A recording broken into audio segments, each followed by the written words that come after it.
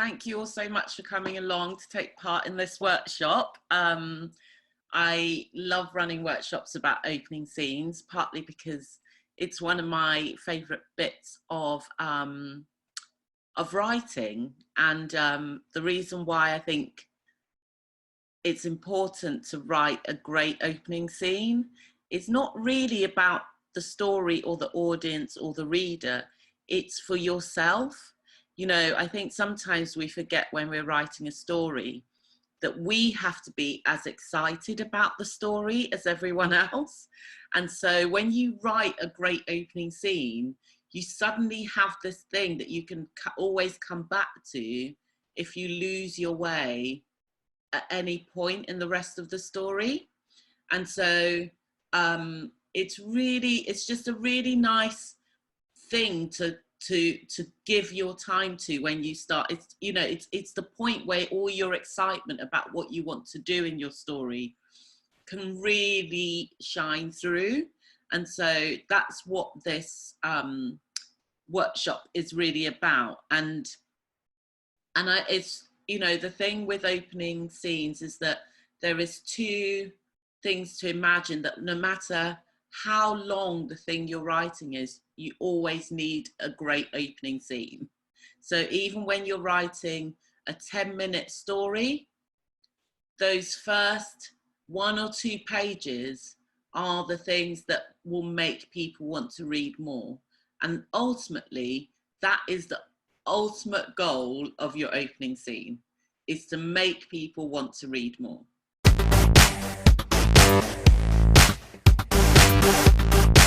What would be great to start off with is if we could all think of a superpower that we wish we had. Okay, so I'm just going to give you like a minute. If you could have one superpower, what would it be? And if you can, write that superpower down on a piece of paper, or you can write it on like the notes bit of your phone, if that's, but write it big enough so that everyone else can see. So we're going to have 1 minute, and whilst you're thinking and writing down your superpower, I'm going to talk about why superpowers are so important to me. So when I first started writing, I remember thinking, how do I get an opening scene to feel like the most exciting thing of my story? And I gave this a lot of thought. And after a while, I realized that an opening scene is kind of got to do what a superpower does.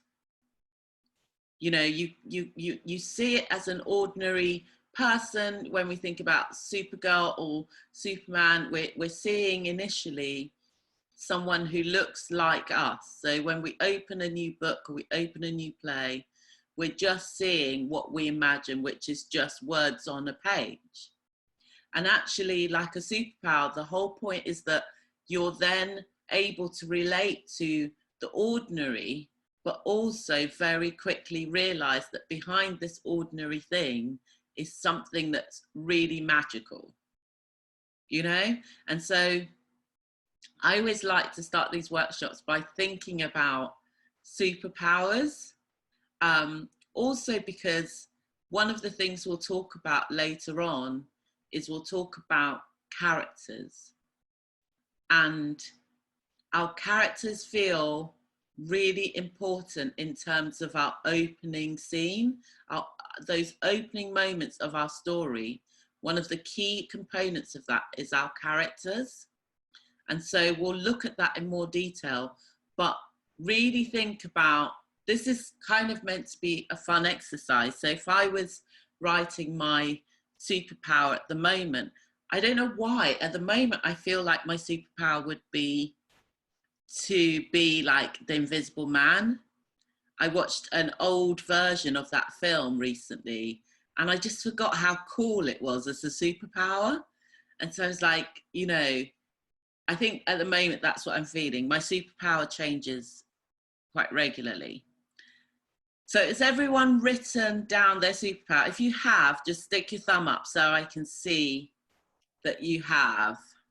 Chino, if anyone's got their camera off, maybe they could put it in the chat. Would that work? Yeah, that's a great idea. Cool.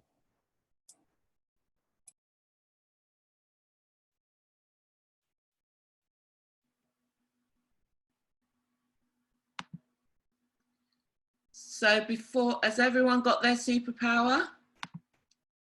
Oh, wow, great. Some great responses coming through on chat as well.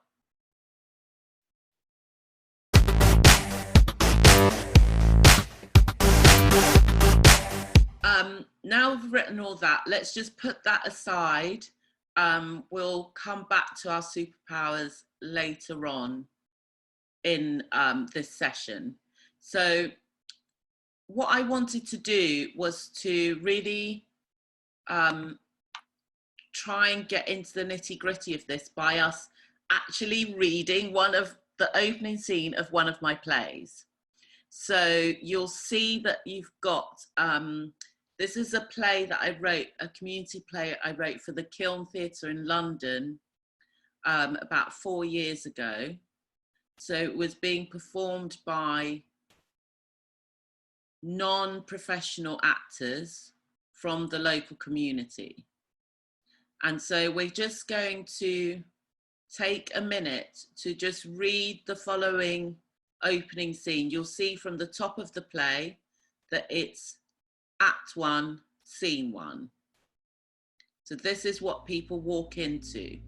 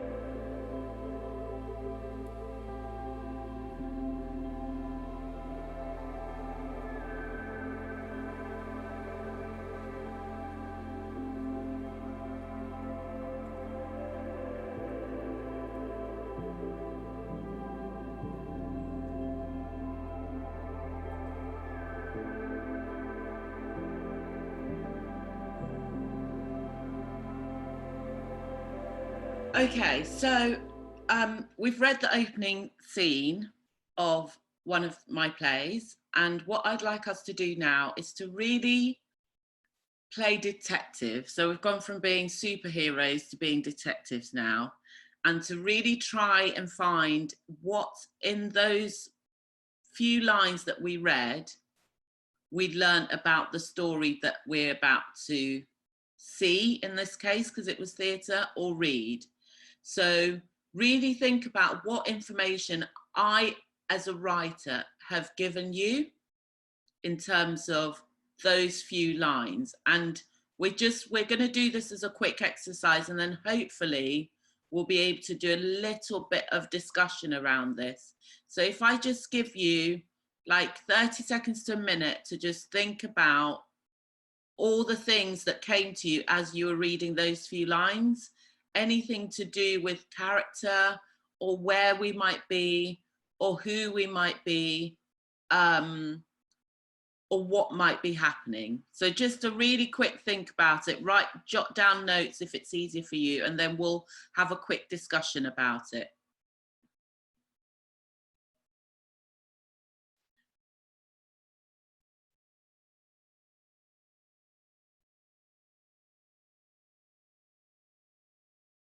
Even if it's just one-off words that come to mind, it's worth noting those down.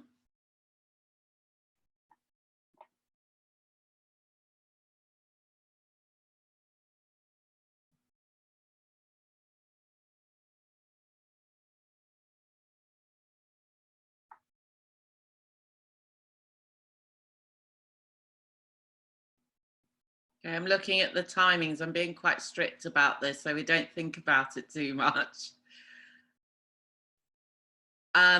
If everyone can just give me a thumbs up if they've got at least 2 things on their list.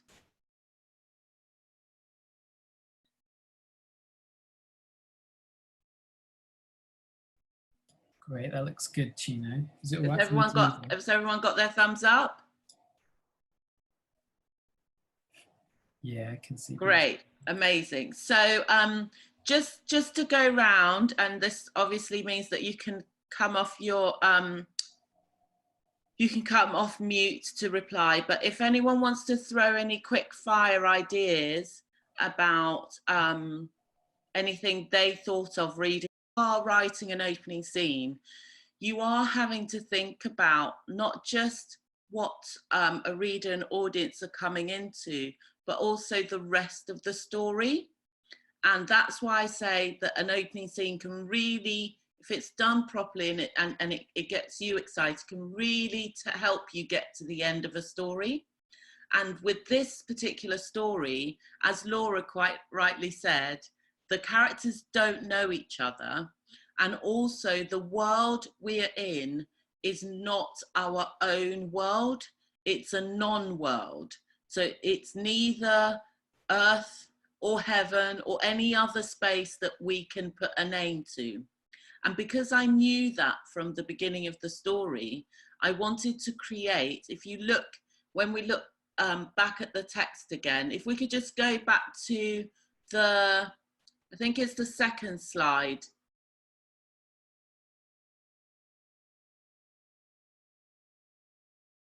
Scene is full of lots of question marks. Now, this is a really easy thing to do. It's a really easy way for an audience to understand that there's a big question about the world of the play. And that's what we're going to talk about first. If you're really sure and you really want us to be sure about the world of your play at the beginning of a story, then you fill it with detail, you know? So, and the less sure you are of that world, in terms of the less you want us, the audience, to know what world we're in, you fill it more with questions. Does that make sense to anyone? Is there anyone who doesn't understand that relationship between what the world is and what you're filling up that first opening scene with? So because I want you to be confused, my characters are confused, the world and the space of the play is confused, I have no definite answers. So actually all I can do is fill my dialogue with lots of questions. So if you look, you know, so if we just move on to the last page, please, Joe. So if we look at this page, you start to see that there's more and more and more and more questions coming into the dialogue between the characters. And that's a really clear way of me telling the reader and the audience, I don't know, and I don't want you to know, and you don't know, you know? And it's a simple relationship between the way you create that dialogue and actually what story you're trying to tell. So the world of your play is one of the most important things that we have to understand, even if we don't know what it looks like or where it is or what time period it's in. We have to understand the world of your play at the beginning of any story. So to create a good opening scene, one of the first things you really have to invest in is the world of your play. So if you want the world to be confused, you create dialogue that gives us that confusion. Does that make sense? So even random things like throwing in the thing about eating an onion, you can see on this page we've got on the screen. That is very, very purposeful. I'm confusing the situation more and more and more because we're now going, well, where are we? And why would someone be eating an onion? So I'm doing 2 or 3 things in introducing the world. I'm creating questions and I'm also telling you what I know about the world. Does that make sense? Okay, so let's move on to the next thing that that we might want to, and Laura touched upon this a little bit when she talked about whether the characters know each other. Now, characters, so where are we in the world? We can't say from that extract, can we? We have no idea where we are. And that's actually fine, because it creates a question that the audience wants answered. So it's like they're flipping the page now, or they're sitting there watching the play, wanting to have that question answered. I'm doing my job as a storyteller. Yeah? So if we move on to the next slide, Joe. Do all the characters know each other? Now, I've done this really clearly. Started off with lines that aren't assigned to any one character. That's the first decision I've made. So this whole opening scene is about confusing my audience. And you might think, why on earth would you want to start a story by confusing an audience? Well, because I want to reveal that story to you in a way that is free of all your expectations. If I give you detail, if I say we're in a room and the room looks like this and it's set in this part of the country, then you start to have all sorts of expectations about what that story will be, which is absolutely fine if that's what you want an audience to have. But I want my audience to have no expectations, because actually this story is full of magic. And in order to create magic in a story, you have to strip the world of all expectations, so that if someone suddenly starts flying, that doesn't seem weird. Okay, so all those people who had their superpower as flying, this is partly why I do it. So as Laura rightly said, do all the characters know each other? And we can pretty much guess by the end of that little extract that they don't know each other. So we now have a space, a world that is unknown, and we have a lot of characters that are also unknown to each other, but they're actually not unknown to us.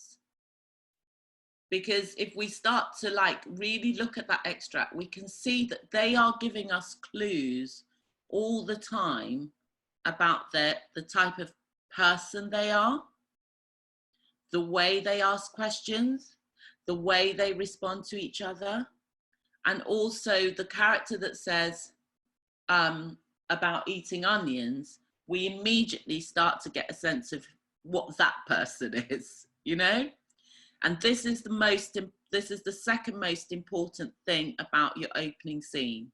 We've given you the world, whether that world is confused or not. Character is by far the second thing. If you imagine, it's very difficult to tell a story without there being someone to take us through that story.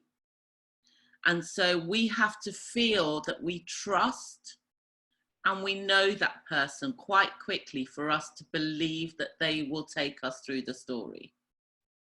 So from your opening scene, what you're trying to do is give us as much information. You don't have to give away the big secrets of your story, but you're trying to give us as much information about your characters or your main character as you can. And there's ways of doing that. So if we go back to the idea of expectations, we go back to a room. So we're now not in my play, we're now in a play. Let's go with Kyle's suggestion, Victorian England. I think you said Kyle, didn't you? And so we're in Victorian England. I've described it as a parlour. We've talked about, we've talked about the ornate chairs and the classical music, and we've created this very detailed picture of the world. That world does not exist until our characters start moving around it. So character becomes central to creating the opening. They're the ones that are going to get us excited about the world. The world is there. My non-world is there, but it's only when the characters come in and also start seeming confused that we understand that, oh, okay, they're also confused. Now we've got someone to kind of go with on this journey. Does that make sense to everyone? Great, thank you.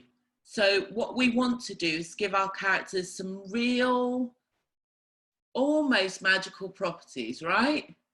So their magical properties or their superpowers might not be to fly or to be invisible, but it might be to,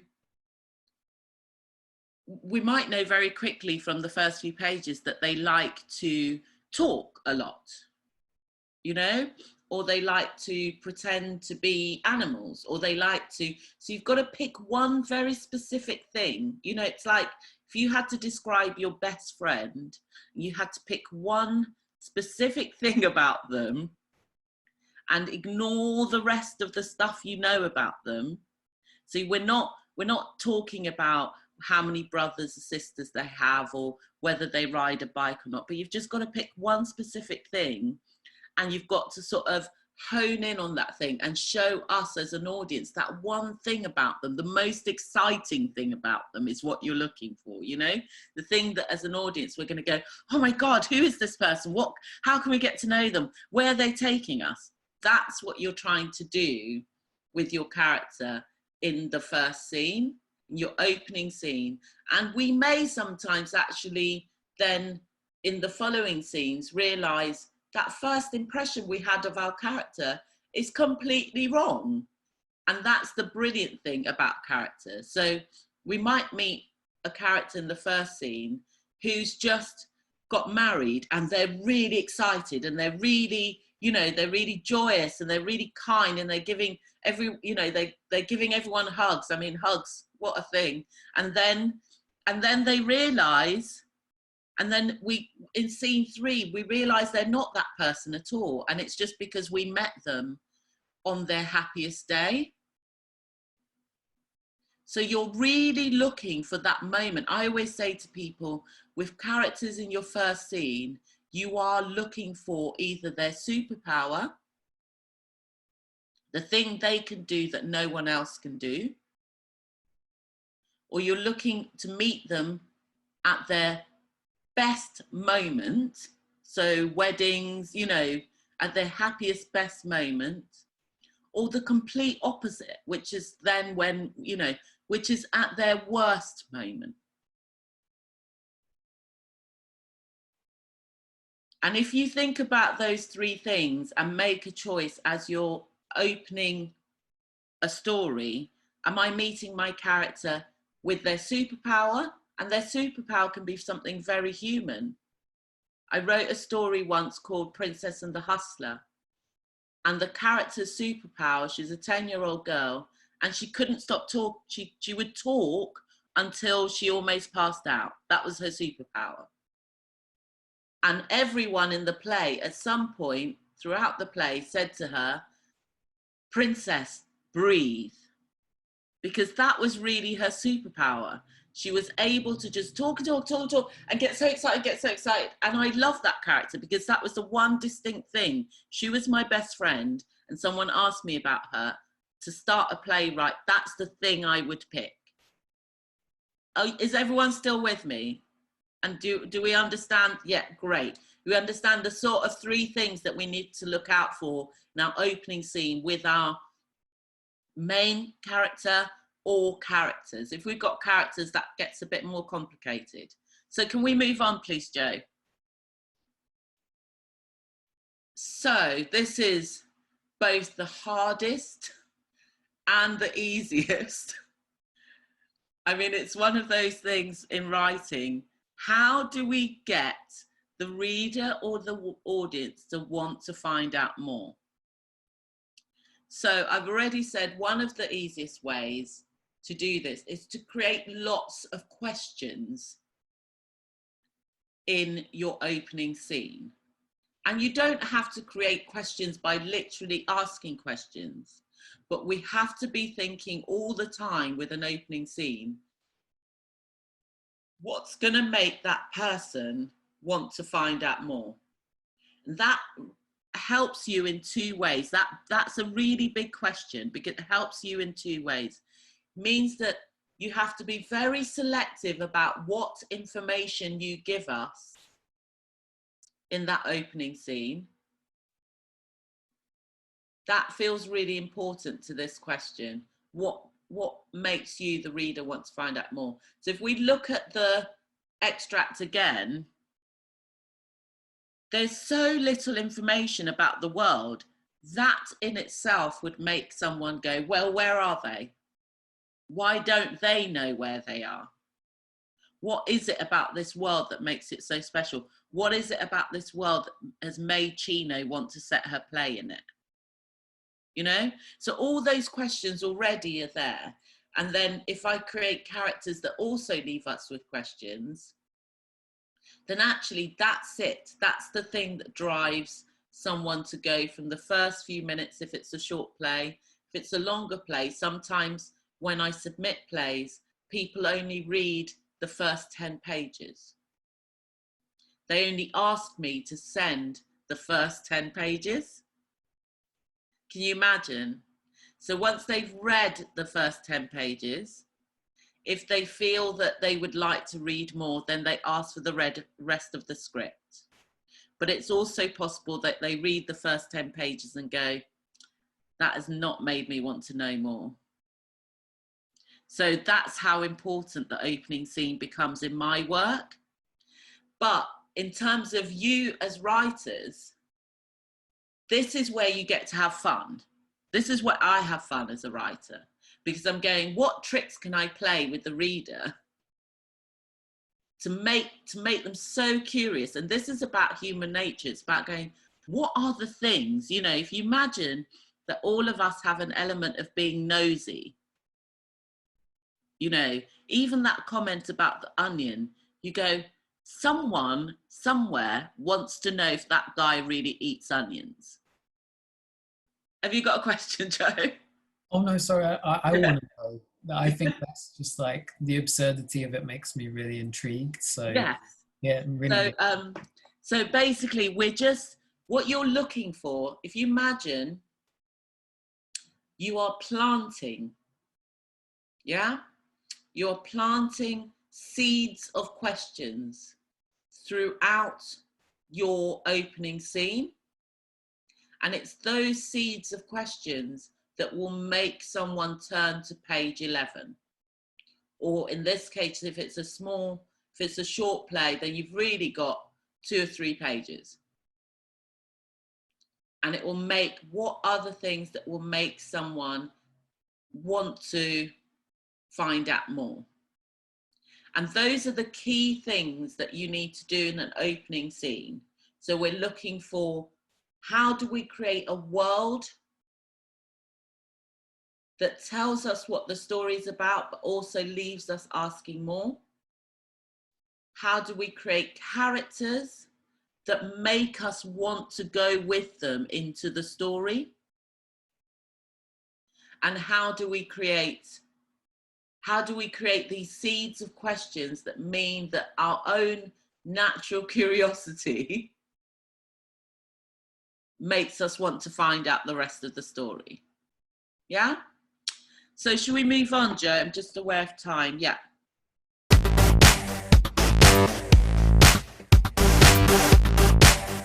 So now let's go back to the first exercise we did on superpower. And if everyone can remember what your superpower is, and this is where we're going to take our superpower and we're going to embody that superpower into a character. So this is going to be the first thing we know about a character in our new story. So the first thing we're going to do is just answer some of the following questions coming up on the slides. We now have a character with one superpower. And this is meant, the point of this exercise is the quicker you answer these questions, the more you allow your imagination to flow. So Joe will give each question like a minute or so, and then we'll move on. So try and answer the questions as quickly as possible. Is that okay? Great. I'll just put myself on mute while you do that.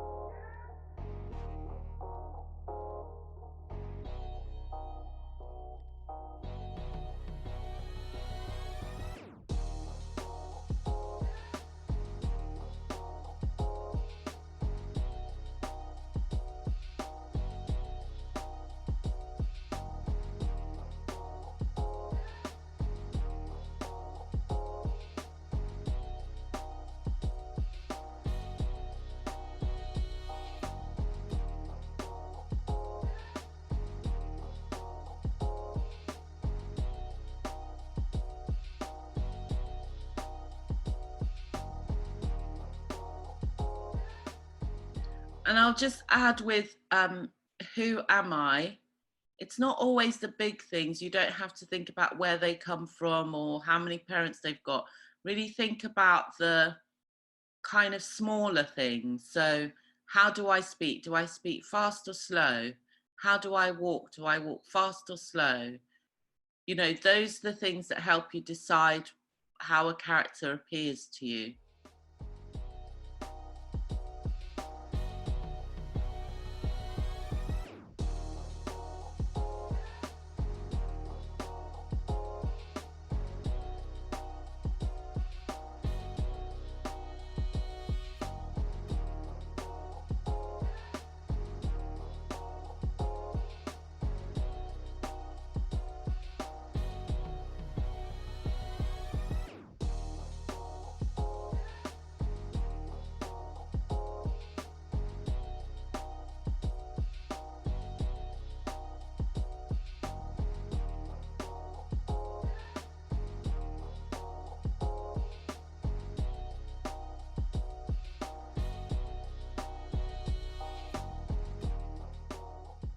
So when you're thinking about this, I want you to almost visualize it. So there's your character with their superpower, and they've gone round the corner and we're following behind. And when we get round to that corner, what are we saying?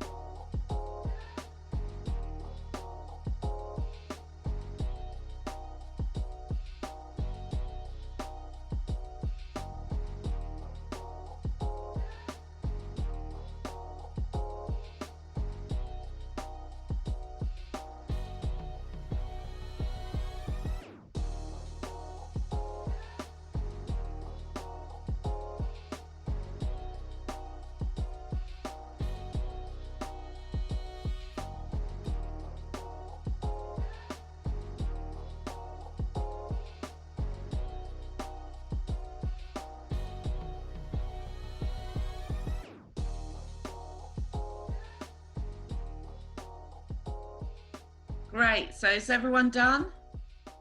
Amazing.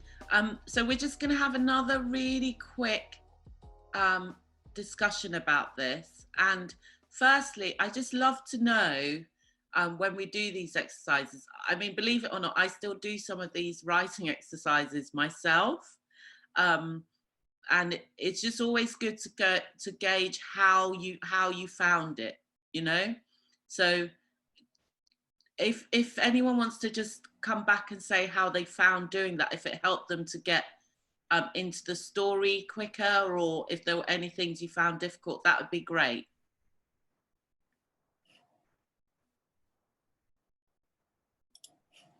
Everybody's gone shy on us, Chino, I think. Oh, okay. Oh, no, amazing. Laura? I think I wasn't expecting the what's around the corner. I thought it was going to be like, oh, what's the height, what's the age, what's their like hobby, and I was like, what's around the corner? And I was like, what? I was not expecting that to be like a spanner in the works. So that was good, because I was kind of thinking, because my original thought was the person in like a situation, but I didn't think I'd be able to incorporate that. But then like when you said that, then it kind of it linked a bit more. So I like that question. I think that was good. Anyone else want to add anything? Great. Kyle? When you said who am I thought that originally you were talking about their name, their age and that sort of stuff. But then I thought when you started explaining it, to go sort of into their background and how they look and how they act, not who they are as a like name and age. So it made me think more about them as a person and how they act, which was really good, because it wasn't something I'd really thought of. So thank you. It's okay. I'm glad it was useful. Anyone else before we move on? Okay, great. So then, Joe, you ready with the next slide? Thank you. So if you read over, I mean, we've already done this, so reading over the answers to your questions, you can see that some ways in which just a short exercise like that can really get you on your way. So remembering those questions, remembering everything's pretty much in threes. So we're just thinking about world, about the character, and about what's going to get us reading. And it's the same when you think about the superpower, you know, because superpowers, we have to create a world for that superpower to live in. And then who they are and what's around the corner is exactly the same questions, but in different ways. But it can really just get you started. And like I say, I still use it when I'm writing. So, you know, go back to that list, look at that information, and really use that when you're trying to next write an opening scene, and see how that feels. And like you say, the detail that we go into, we think we need sometimes, isn't quite what we need for a good opening scene. So if we just move on, and then I'm going to give you your next exercise.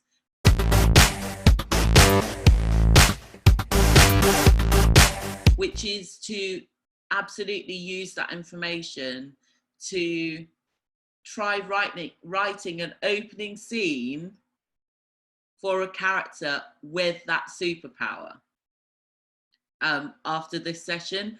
And if something feels stuck in terms of the exercise, ask yourself, you know, as Laura, you were saying, around the corner prompt, it means that around the corner isn't actually about what's literally around the corner. It's also about, how do I keep this audience, you know, especially when you're writing for theatre, you know, I'm sure it's going to feel very different coming back after this, but now usually when you're writing for theatre, people are sat in the dark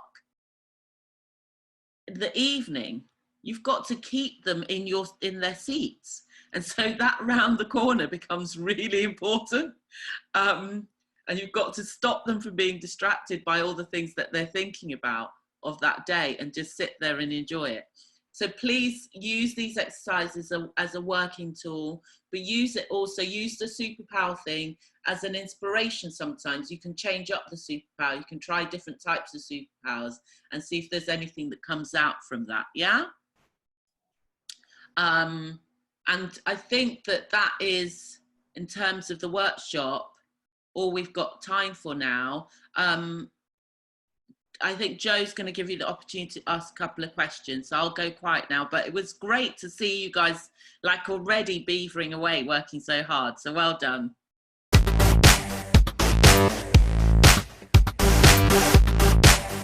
Yeah, super. Thanks so much, Chino.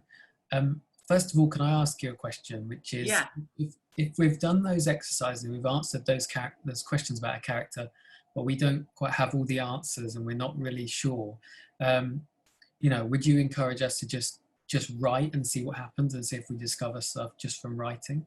Yeah, I think in fact one of the writers who is doing one of these workshops, I think, but I'm not sure, is Roy Williams. And I did a workshop with Roy many years ago. And he said, don't get it right, just write, you know, and that has stuck with me. You know, writing really isn't about the process of when you first write down the story. Writing is everything that happens after that, you know? So you really have to give yourself the freedom to just write all the stuff that's, and you know, for example, the extract that we read, that was just me writing as I wanted to write. And then you can look back on it and you can go, well, actually, I will keep that, or that doesn't quite work, so I'll take that out. But when you write like that from a place of just writing, no one else can see it, no one else has to read it unless you share it, and you can just write it. There will always be things or characters or aspects of the world that you discover by just allowing yourself to, you know, get it wrong, as well as get it very right sometimes. You know, that's the beauty of just writing. Does that answer your question, Joe? Yeah, fantastic. Great. Star on that answer. Does anybody have any questions for Chino? We've got maybe time for 1 or 2 questions before we finish up. Has anybody got any questions about today's workshop or anything that you'd just love to ask Chino before we finish?